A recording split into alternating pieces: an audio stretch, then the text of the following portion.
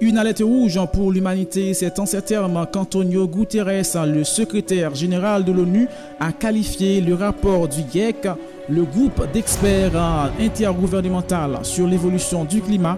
Jamais la planète n'a été autant bouleversée, une seule et unique responsable, l'activité de l'homme. Ce rapport, dont la rédaction a débuté en 2017-2018, rassemble les connaissances scientifiques et les récentes et les plus complètes du système climatique. À ce jour, le groupe d'experts intergouvernemental a publié le 9 août dernier le premier volet de son 6e rapport d'évolution des changements climatiques. Reportage.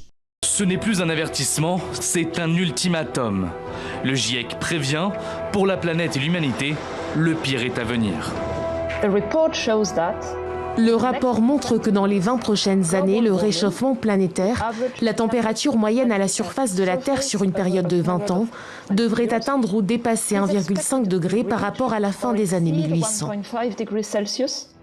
L'accord sur le climat signé à Paris en 2015 semble bien loin.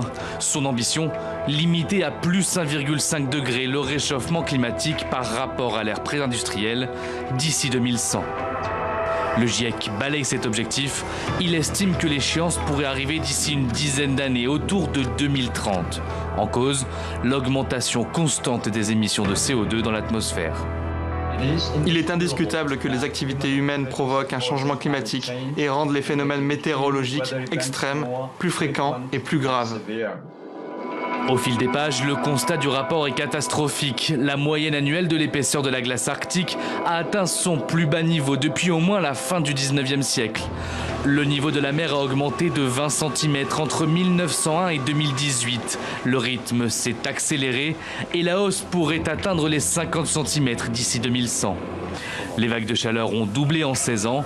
Les épisodes climatiques extrêmes que nous connaissons en ce moment ne sont qu'un avant-goût de ce qui nous attend si rien n'est fait. L'action doit être menée par les gouvernements. Le G20, qui regroupe les plus grands pays du monde, s'est engagé à réduire de moitié les émissions d'ici 2030. Beaucoup de ces grands pays, la Chine, l'Arabie Saoudite, la Russie, l'Australie, n'ont pas encore présenté des plans plus ambitieux comme ils se sont engagés à le faire à Paris. Ils doivent maintenant le faire et de toute urgence.